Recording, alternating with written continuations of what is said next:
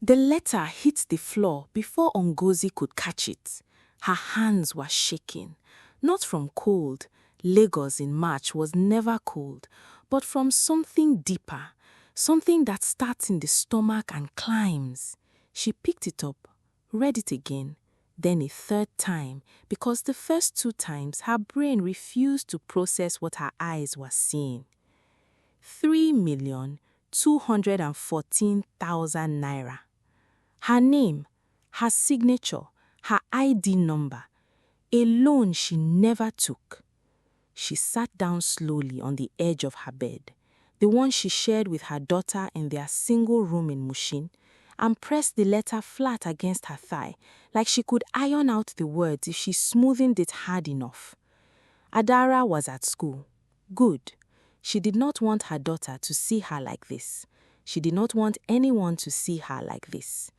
But before the letter, before Mushin, before everything fell apart, there was a night in Lagos when Ngozi was 24 years old and the world felt like it was finally opening its arms to her.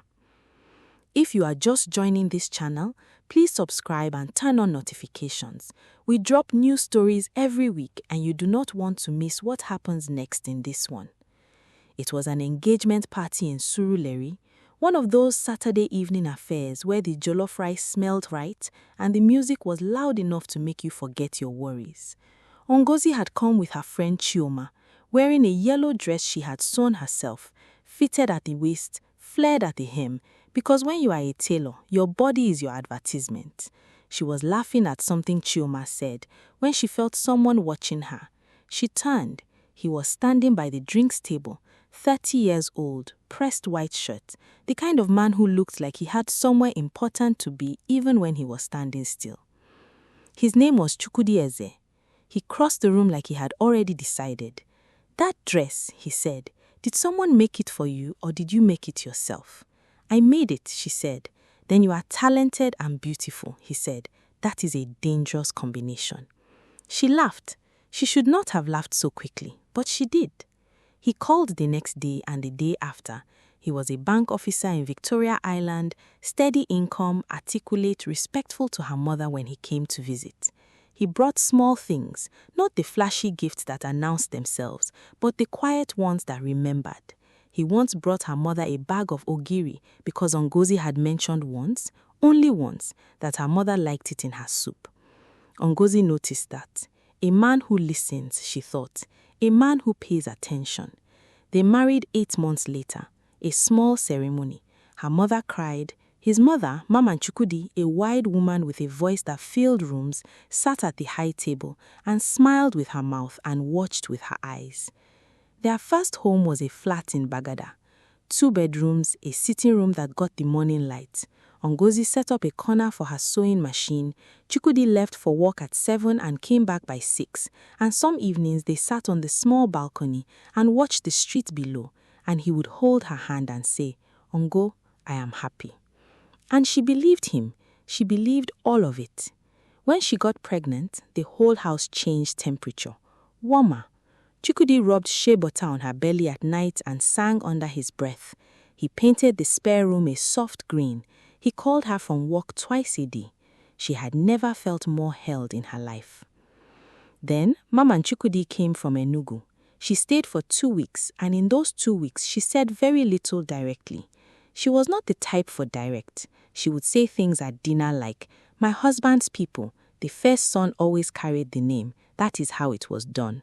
Or she would look at Ngozi's belly and say, "God knows what we need," in a tone that made it clear that she had already submitted her specific request to God and expected delivery.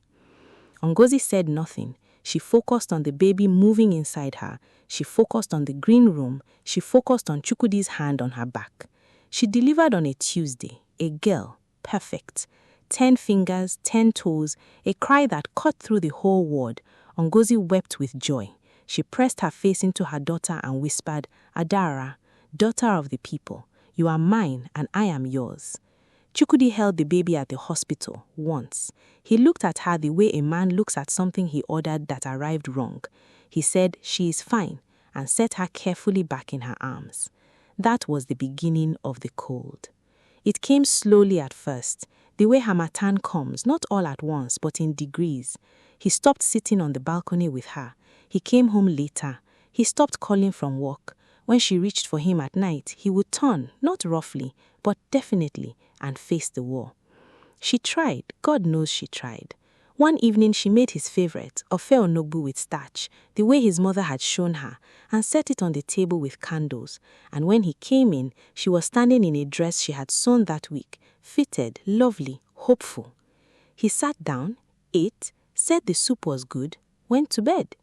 She blew out the candles alone.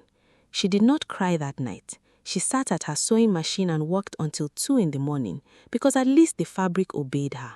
At least something in her life still made sense. She did not know that downstairs on the phone in the kitchen, her husband was making different plans entirely. Drop a comment below and tell us, have you ever held something together even when you could feel it falling apart? Amaka arrived on a Friday. Ngozi heard the taxi first, then voices, Chukwudi's and Amaka's, light and easy, like they had been talking for miles. She came to the window. The woman was young, 20-something. She had travel bags on each shoulder and she was laughing at something Chukwudi said before he even said it. Ngozi stepped back from the window. Chukwudi brought her inside. He stood in the sitting room with the posture of a man who had rehearsed this and said, "This is Amaka. She will be living with us.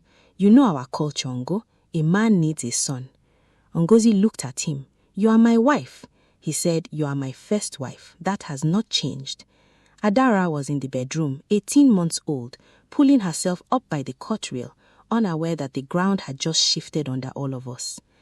Amaka did not look at Ngozi with triumph. She looked at her with something more uncomfortable, recognition, like she knew exactly what kind of house she was walking into and had made peace with it before she arrived.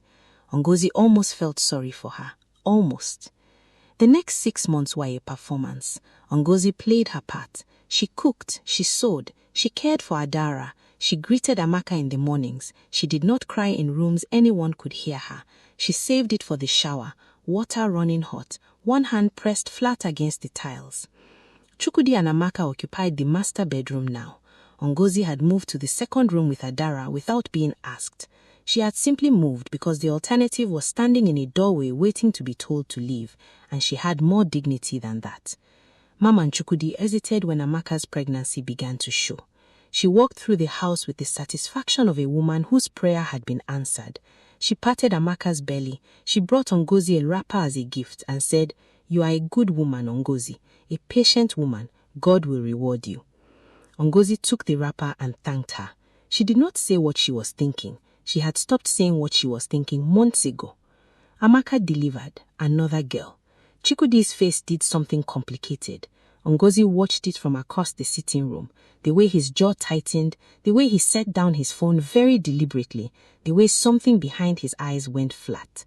And within 3 weeks, the atmosphere in the house turned chemical. He stopped eating meals. He started coming home late after midnight. He spoke to both women in a tone that was no longer performing patience. He had dropped the act. One evening, he walked into the room Ngozi shared with Adaora and stood in the doorway. "You need to go," he said. Ngozi was folding Adaora's dress for school. She kept folding. "Go where, Chukwudi?" "Anywhere. This house is mine. Your name is not on anything here." She stopped folding. She turned to look at him slowly, the way you turn when you want to make sure you are seeing clearly. "You are telling me to leave my home? I am telling you the truth about what was always the case." Adaora was in the corner, quiet the way children go quiet when the air changes. Ngozi looked at her daughter. She looked at her husband. She made a calculation that only a mother can make, the one where you set down every piece of yourself and pick up only your child. "Give me 1 hour," she said. She packed what she could carry, 1 box, Adaora on her back, her sewing kit under her arm. Auntie Bisi from next door was standing by the gate when they came out. She reached out and touched Ngozi's arm without saying anything. Sometimes that is the only comfort that is honest. They moved to Mushin, 1 room, shared bathroom at the end of the corridor, a window that looked into another building's wall. Ngozi set her sewing machine on the table by the window, and the next morning she took in her first order. She told herself, one stitch at a time, one day at a time. She told Adaora, we are going to be fine. Adaora, 3 years old, looked up at her mother with eyes that were already too old for her face and said, okay, mommy. Years passed. Adaora grew the way children grow when they have watched their mother refuse to break. Quietly, purposefully, with iron underneath the softness. She read everything. She won every prize. She sat at the front of every class. Teachers called her focused. Other students called her serious. She called herself her mother's investment. When the bank letter came, Adaora was 12. She was the one who came home from school to find her mother on the floor. Mommy, she dropped her school bag. Mommy, what happened? Ngozi handed her the letter. Adaora read it once, twice. Then she folded it carefully, stood up straight and said, keep this, do not throw it away. I will need it one day. Ngozi looked at her daughter. Adaora. He used your name, Adaora said. He signed your ID on a loan you never took. Mommy, this is not just wickedness. This is a crime. At 12 years old, in one room in Mushin, Adaora Eze decided to become a lawyer. She graduated secondary school with 7 A's and 2 B's. The scholarship offer came from the University of Lagos, Law. Ngozi sold her best sewing machine, the one with the automatic buttonhole, to cover the shortfall. You did not have to do that, Adaora said. I know. That is why I did it. Adaora left for Unilag carrying the bank letter in a plastic sleeve inside her bag. 5 years she carried it. Through lectures and moots and long nights in the library. Through professors who told her to be practical and classmates who did not understand why she cared so much about financial crime law, she carried it like a compass. It always reminded her which direction she was walking. If this story is hitting close to home, smash that like button and share it with someone who needs to hear it today. Barrister Segun Bello was the kind of man who had seen enough courtrooms to be bored by them and enough injustice to stay angry anyway. He supervised Adaora's final year project, Financial Crime and Gender Vulnerability in Nigerian Banking Law. And on the day she submitted her draft, she stayed behind after everyone else had left. She placed the plastic sleeve on his desk and said, "This is not academic." He read the letter without speaking. Then he read it again. He set it down and looked at her over his glasses. "How old were you when this came?" 12. "And your mother?" "She is in Mushin. She still sews." He was quiet for a moment. Then, "This is not a family matter, Adaora. What your father did is a criminal offense under the Criminal Code Act and Banks and Other Financial Institutions Act. Forged consent, fraudulent loan procurement, identity theft. This is prosecutable." "I know. I have known since I was 12. I have just been waiting until I was qualified enough to do something about it." Barrister Segun Bello leaned back in his chair and looked at this young woman, straight-backed, eyes steady, hands still, and recognized something he did not often see in someone so young.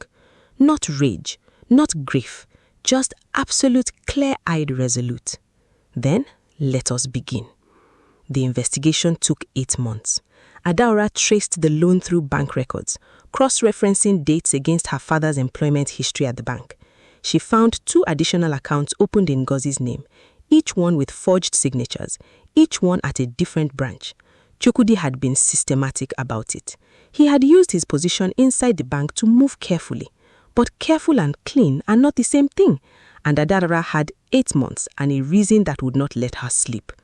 She went to find Amaka. She had not seen her since she was a child. Amaka lived in Ikorodu now, a small house, a fabric stall at the market. When Adaora knocked on the door and Amaka opened it and recognized her because Adaora looked exactly like Ngozi around the eyes, neither of them spoke for a long moment. Then Amaka stepped back from the door and said, "Come in." They sat in her small parlor. Amaka's daughter, 10 years old now, watched from the corridor until Amaka sent her outside. "He did the same thing to you," Adaora said. It was not a question. Amaka looked at her hands. Not loans, but he used my signature for property documents. The flat in Ikorodo, he registered it in my name, then mortgaged it without telling me. I found out when they came to collect. Will you testify? Amaka asked. He will come after me. He will try, Adaora said, but you will have Barrister Segumbelo and you will have me, and I am not going to let anything happen to either of you. Amaka was quiet for a long time. Then, your mother, is she well? She is strong, Adaora said. She was always strong, Amaka said. She exhaled slowly. Tell me where to sign. The case was filed at the Federal High Court. The night before the hearing, Adaora went home to Mushin. Ngozi had made rice and stew. Simple. The kind of meal that doesn't try to be anything other than what it is. They sat across the small table from each other, a candle between them because the light in the corridor was out again and neither of them had thought to buy a new bulb. Ngozi said, whatever happens tomorrow. Adaora said, we are going to win. Let me finish. Ngozi's voice was soft.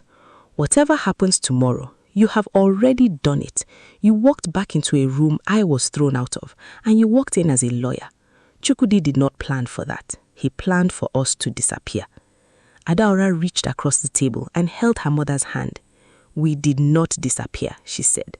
Ngozi smiled, the first real smile, the open kind, the kind that reached all the way up in longer than either of them could measure. The Federal High Court was quiet when Justice Adeze Nwosu entered. She was a small woman with a large reputation and eyes that had seen people try to perform innocent enough times to recognize it at 20 paces. Chukwudi sat across the courtroom in a dark suit, older now, heavier, flanked by his lawyer. He had not looked at Ngozi. He had not looked at Adaora. He was performing calm. He was doing it badly. Adaora presented the evidence in sequence. Bank records, signature comparisons, transaction dates, employment records, placing Chukwudi at the bank on the days the accounts were opened. She was methodical and unhurried, the way someone is unhurried when they have been waiting for 15 years. Chukwudi's lawyer called it a clerical error, a misunderstanding, a matter for the bank to resolve, not the court. Then Amaka took the stand. She spoke for 11 minutes. She did not cry. She did not dramatize. She stated what happened to her the way a woman states something she has already survived, plainly, because the facts are enough. When she stepped down, the courtroom had a particular quality of silence. Mama Chukwudi was called last. She was elderly now. She walked slowly. She sat in the witness box and looked at Ngozi for the first time in 15 years, and something moved across her face. Not quite guilt, not quite grief, but something in that family of feelings. She confirmed that she knew Ngozi had been pressured to leave.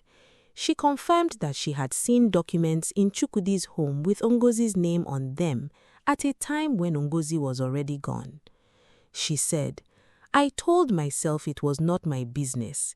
I know now it was my business. I should have spoken. Chukwudi took the plea deal his lawyer negotiated. 2 years, full restitution, asset auction. Justice Onuwosu cleared Ngozi's name from every financial record. Then she set down her pen and spoke directly, not reading from any paper. Financial abuse does not cease to be abuse because it is dressed in culture. This court recognizes that what occurred here was not a domestic matter, it was a crime, and this ruling will reflect that. Ngozi sat still. She did not clap, she did not cry. She exhaled, slow and complete, the way you breathe out something you have been holding so long, your body had forgotten it was there. Outside the courtroom, in the corridor, Mama Chukwudi found her. The old woman moved slowly, her wrapper tied looser than it used to be, her face carrying the particular exhaustion of someone who has finally put down something very heavy. Ngozi, she said. Ngozi looked at her. I am sorry, Mama Chukwudi said. I know it is not enough. Ngozi was quiet for a moment. Adaora stood beside her, waiting. It is not enough, Ngozi said, but I hear you. She paused. "Go and rest, Mama. You look tired." It was not forgiveness in full. It was something more honest than that. An acknowledgement, a door left slightly open. Sometimes that is the most a person can offer, and the most another can receive. The restitution funds came through 6 weeks later. Adaora used them to buy the Bagada house at the asset auction. She did not move in. She converted it into the Adaora Center for Girls, a learning space, a safe room, a place for daughters of women who were pushed out and written off and told their names were not worth nothing. The first class had 23 girls. Ngozi taught them to sew on Saturday mornings. Not because it was all she knew more. She had always known more, but because she wanted them to understand something specific, that your hands can rebuild what others burned. That skill is a kind of dignity that cannot be taken by a court letter or a locked door or a man who thought you would simply disappear.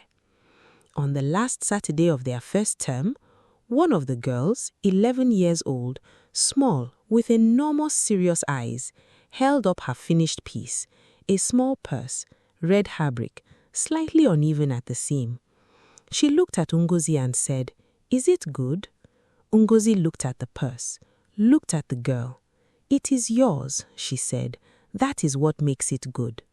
Adaora was watching from the doorway. She pulled out her phone and took a photo. Her mother bent toward this child, both of them examining a small red purse in the afternoon light. She did not post it anywhere. She just kept it. Evidence, she thought.